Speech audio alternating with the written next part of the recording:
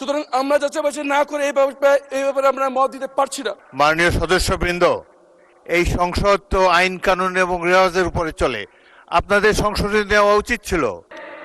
Barrister আরমানকে mic দেন। Madam speaker, যে মিউজিয়ামটা রয়েছে এর সাথে জুলাইয়ের ইতিহাস, ভুক্তভোগীদের ইতিহাস এবং আমাদের শহীদদের ইতিহাস না, আপনি সংশোধনী সম্পর্কে বলেন, ইতিহাস বলেন না। আমাদেরকে দেওয়া হয়নি, আমরা যাচাই বাছাই করতে পারি নাই। সুতরাং আমরা যাচাই বাছাই না করে এই ব্যাপারে আমরা মত দিতে পারছি না।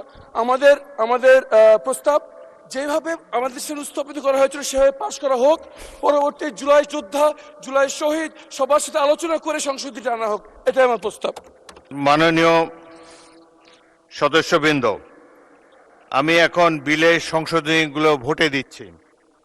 সংসদের সামনে প্রশ্ন হচ্ছে, মাননীয়